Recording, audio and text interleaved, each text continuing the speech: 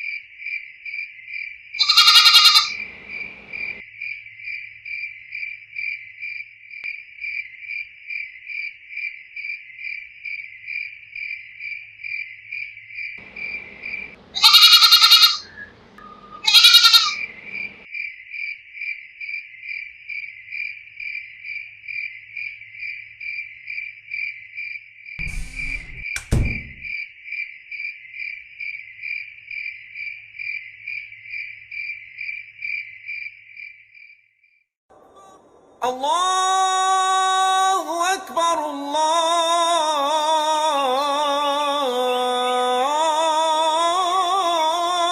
अकबर। अरे इमरान, जोया, उठो तो, कब तक सोते रहोगे? आज बकरा ईद है। देखो तुम्हारे अबू मुन्ना को नहला रहे हैं।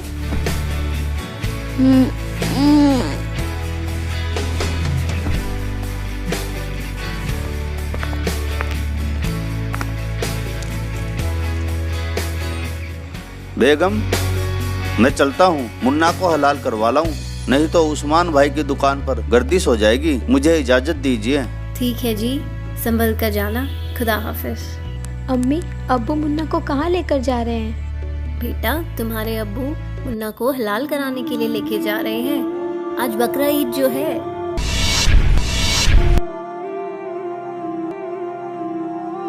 अब्बू अब्बू प्लीज मुन्ना को मत लेकर जाओ। बेटा ये जरूरी है। हमारा बिल्कुल भी मन नहीं लगेगा अब्बू, यदि मुन्ना को कुछ हो गया तो। बेटा ये जरूरी है। प्लीज अब्बू प्लीज मुन्ना को इमरान मत बेटा लेकर मान जाओ आप। प्लीज अब्बू प्लीज। बेगम पकड़ो इसे। अब्बू मत लेकर जाओ ना मुन्ना को, आखिर उसने किसी का क्या बिगाड़ा है?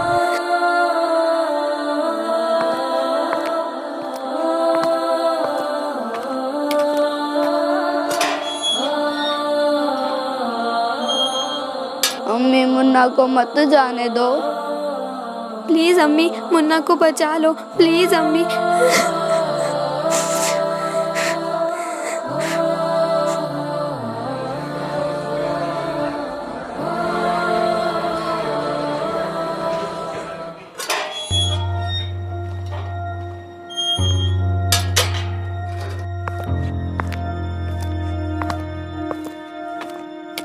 ये लो बेगम।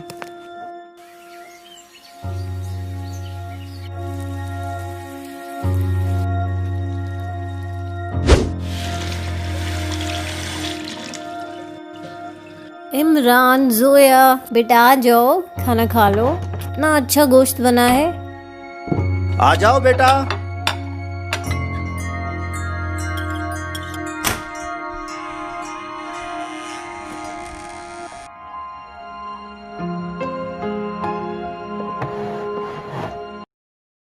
अब्बू मुन्ना कहाँ है?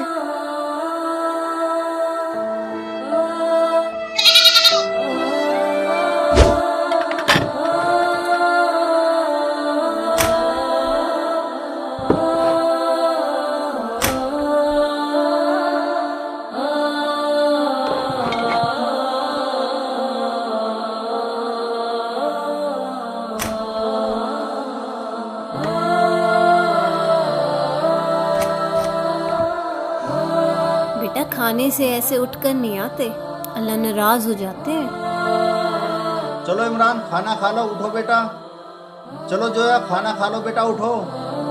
नहीं अब्बू, हम मुन्ना के गोश्त को नहीं खा सकते। हमें खाना नहीं खाना अब्बू, खाना नहीं खाना। बेटा ये तो अल्लाह का फरमान है। अल्लाह ने उसे ज़मीन पर हलाल होने के लिए ही भेजा था, उसे तो हलाल होना ही था। अब्बू क्या बिगाड़ा था मुन्ना ने आपका, कितना प्यारा था वो। माफ़ करना अब्बू, यदि कोई कल को हमें हलाल करे या कुछ कहे तो आप क्या करोगे? हाँ, कोई हाथ तो लगा कर दिखाए तुम्हें, हराम खोर के टुकड़े टुकड़े कर दूंगा। तो फिर अब्बू, आपने बगैर किसी कसूर के मुन्ना को क्यों हलाल करवा दिया? वो भी तो किसी का बच्चा था ना। अब्बू आप तो कहते थे कि कीड़ी से लेकर हाथी तक सभी उस एक अल्लाह के ही बच्चे हैं, तो फिर क्या वो मुन्ना उस अल्लाह का बच्चा नहीं था जिसे आपने हलाल करवा दिया? अब्बू, आपने अल्लाह के बच्चे को हलाल किया है, अल्लाह क्या सजा देंगे आपको इसकी? अरे बेटा, मुन्ना को हमने कलमा पढ़कर ही हलाल कराया है, जिससे उसकी रूह जन्नत में चली गई। इसीलिए अब उसका गोश्त खाने से हमें सवाब मिलेगा। अम्मी, यदि ऐसे ही जन्नत में जाते हैं तो आप एक काम कीजिए, हमें भी कलमा पढ़कर हलाल करवा दीजिए, ताकि हम भी जन्नत में जाकर अल्लाह से पूछ सकें कि वाकई आपने ये हुक्म दिया है कि बेजुबानों को हलाल करो।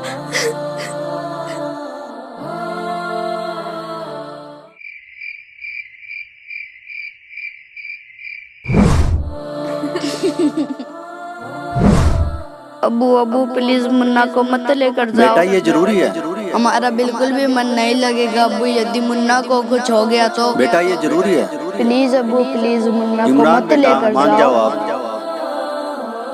नहीं अब्बू नहीं, मत लेकर जाओ मुन्ना को। क्या मुन्ना हुआ को इमरान मत बेटा? लेकर जाओ क्या अब्बू हुआ? प्लीज। क्या हुआ बेटा? मुन्ना कहाँ चला गया अम्मी? मुन्ना ने आपका क्या बिगाड़ा था अब्बू, जो आपने उसका हलाल करवा दिया? हाँ अब्बू, चुप हो जाओ बच्चों, रात काफी हो गई, सो जाओ।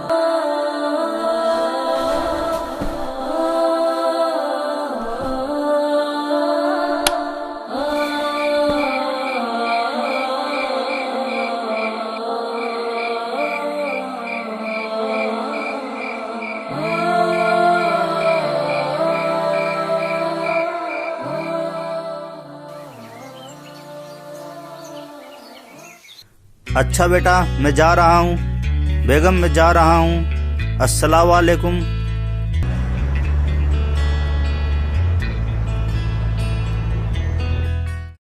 अब्बू, मत लेकर जाओ ना मुन्ना को, आखिर उसने किसी का क्या बिगाड़ा है? अब्बू अब्बू प्लीज मुन्ना को मत लेकर जाओ। माफ करना अब्बू, यदि कोई कल को हमें हलाल करे या कुछ कहे तो आप क्या करोगे? आरिफ भाई सलाम वालेकुम। वालेकुम अस्सलाम। चलो आरिफ भाई लंच करने चलते हैं। आप कर लीजिए, मुझे भूख नहीं है। नहीं आरिफ भाई, ऐसे काम नहीं चलेगा। मैं सुबह से आपको देख रहा हूँ, काफ़ी परेशान लग रहे हो।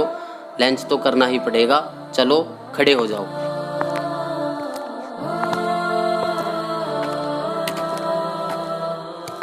आओ आरिफ भाई बैठो।